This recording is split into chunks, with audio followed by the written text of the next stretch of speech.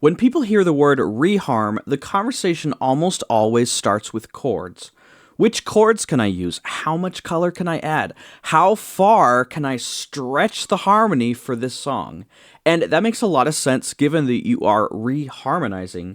But when you only think about harmony, a lot of the time you end up with something that's interesting, but kind of hard to describe. Maybe no individual chord sounds wrong, but as a whole, your arrangement doesn't sound like it really belongs anywhere. Depending on the song, you may have stretched the song so far that it doesn't even sound like the song anymore. And that's not because you chose bad chords, it's because harmony should never be the first choice when you are reharmonizing. Before you ever think about chords, you should really decide something else, how you will interpret the song.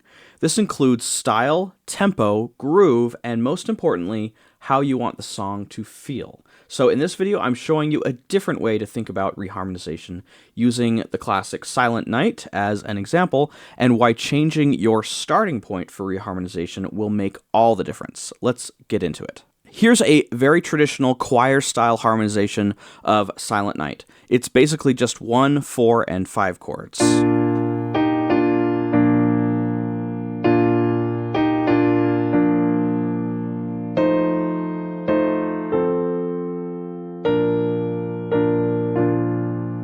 This works. There's nothing wrong with this harmony at all. It does exactly what the style asks it to do. It supports the melody, all of the voices work well together, and it supports the text. But notice something, that no particular phrase really stands out. Everything is supported evenly, but nothing is being highlighted. So the question becomes, how can I use harmony to highlight one part of the song more than the rest? Probably the most common reharmonization of Silent Night happens here on the last line, these two measures right here. So instead of this,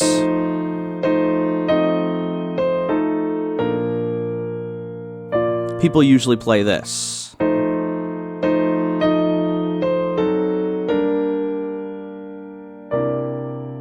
Basically, what's happening here is that we start off on an F7 chord, and then we go back to a B-flat chord. We go back home on peace. But what a lot of people do is they delay that B-flat, and we have the same F7, but instead of going to the B-flat, we go to G minor right here. And we get there from an F sharp diminished 7, and then after this G minor, we go to a C9 chord. Now, this C9 chord is really interesting in that it makes that D on the top feel a little bit foreign.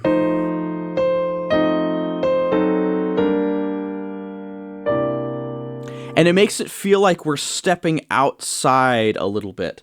It really opens up in a way that all the rest of the chords really don't, and it makes it special. So notice that by changing these chords, I didn't change the style, I didn't try to reinvent the song, it stayed within the same style, but what I said is, how do I want this phrase to feel? And harmony is one way that you can answer that question. This is, of course, still Silent Night. It still lives in the same musical style, but now one moment is being highlighted a little bit over the others. But what if I want to change the style? If I took the same version of the song and played it with the swing feel, it might not fit very well.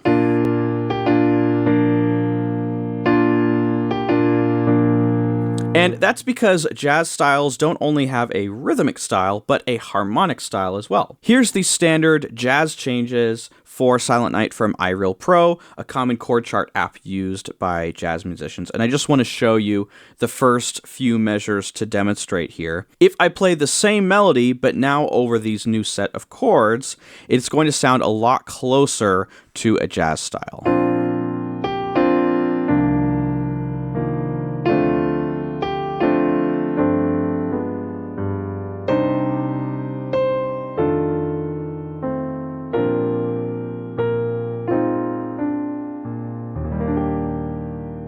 Notice that by changing the chords and adding a swing feel, we've successfully moved this song into a new style. The harmony isn't just being played underneath the melody, it's really giving us more information that tells us what kind of music this is. What tells us that this is a jazz version of this song? Well, there are a few different characteristics. But first, if you are a pianist who enjoys thinking about music this way and wants more personal support to reach your goals, I have a membership called Freedom at the Piano Academy. We meet weekly in small live group sessions, and I help you apply ideas like harmony, style, and interpretation directly into your own playing, including personal support from me as you work through any of my recorded courses, such as the Jazz Piano Launchpad, or From Lines to Melodies, or any of the other ones I've talked about on this channel.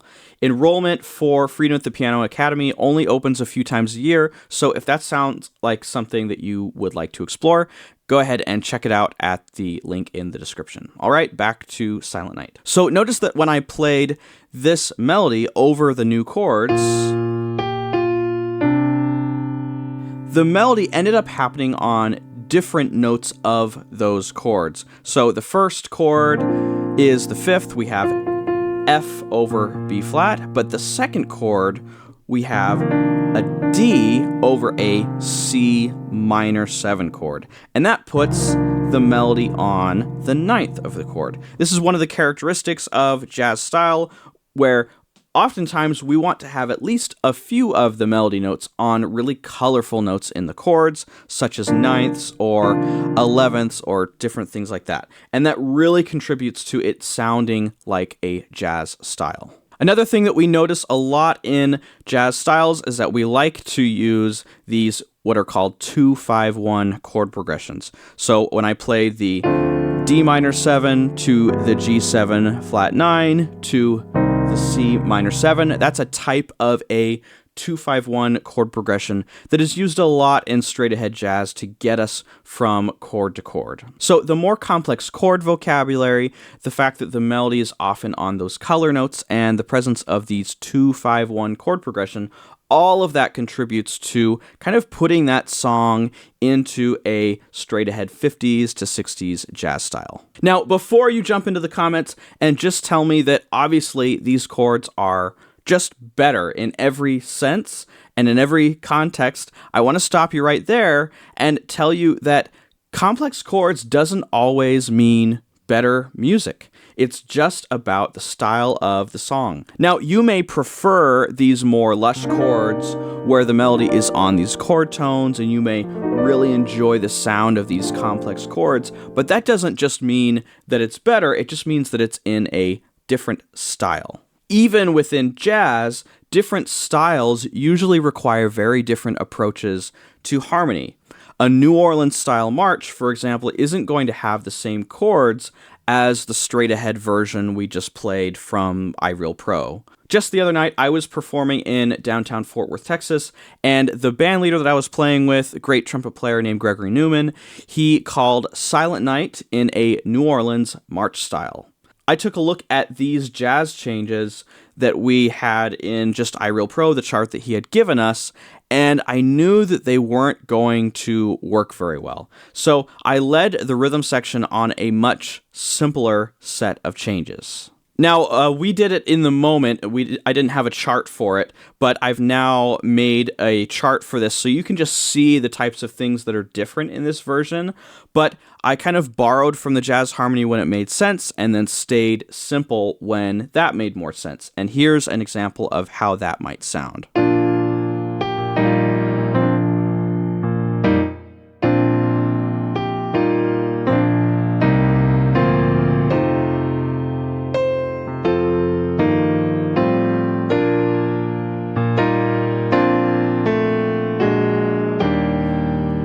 Right, so notice how when we don't have the percussion, this ends up sounding a lot like gospel, and that's a good observation that a lot of times there's crossovers between different genres, and when I was asked to play a New Orleans march style for Silent Night, it ended up being quite a bit influenced by gospel. And when you add in the bass and the drums, it contributes to this overall feeling of this New Orleans march that we were being asked to play. So what I want you to notice from this chart is that there are a few places where I'm using that more sophisticated jazz harmony. We have some 7 chords. I even used this this B flat augmented dominant right here, and we're using some major sevenths. So there are definitely some jazz chords, but we're definitely not focusing on the same level of harmony that we were looking at when we were looking at the straight ahead jazz style changes. So this is a big point that I want to make, that reharmonizing doesn't always mean going from simpler changes to more complex changes. A lot of times that's what ends up happening when you're starting out and you're just experimenting with chords and you're figuring out what works. And so sometimes it means making things more complex, especially when you're going from a more traditional style to a modern jazz style. But sometimes it means the opposite. It means simplifying the harmony to make space for something else. So in this example, we had a set of jazz changes, and I wanted to make space for another style. But it could be for other things as well. You might make space for a melodic bass line that you want to add to the song, maybe a different groove like we did with the New Orleans March style, or maybe you're just wanting to stay true to the song a little bit more. Frankly, I don't always like doing Silent Night in a straight-ahead jazz style because I feel like it kind of takes away from the original interpretation of the song. So usually I'm wanting to do Silent Night in a more understated style. But the question, of course, for you is going to be, well, when is complex harmony going to actually fit in my arrangement? What if I really do want to stretch the harmony and I want to make a really fresh take on this song? Well, first, I would say still think about the style first and try to get an idea of why you want to do that. What's your interpretation of the song and why you're wanting to stretch the harmony in that way. And then the second thing is I would actually aim for a style that really asks for that harmonic style. So bossa nova and samba are really great. Modern jazz styles, even some R&B and some more modern styles are great. But the point is that you should be thinking about the style first. And then I'm going to get the sound of that style in my head as much as possible by listening to that music and then imagining that style with the song that I want to reimagine. So one modern jazz style that really has really lush harmonies is usually called straight eighth ECM. Now, ECM is actually the name of a German jazz and classical record label, but we usually call something ECM when it's straight eighths and it's more relaxed with more melodic bass motion, and it doesn't fit into bossa nova or rock categories. And because Silent Night is usually a softer, more contemplative song, I love doing it in this style, mixed with some elements of gospel just kind of sprinkled in. So here's my take on Silent Night. I'm just going to play a little bit of it.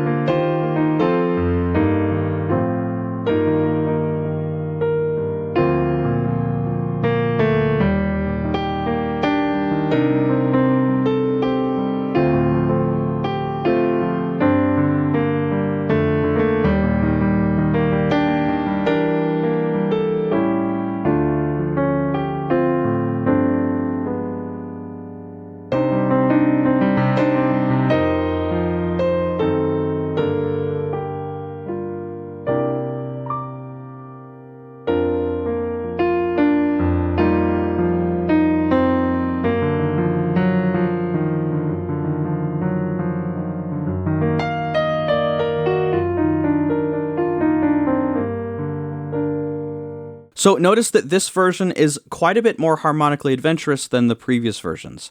But I want you to notice something interesting. Even here, there are moments where I deliberately am returning to much simpler harmony, because once again, the goal isn't complexity for its own sake. It's always to serve the interpretation of the song. Now, you can make your interpretation whatever you want it to be.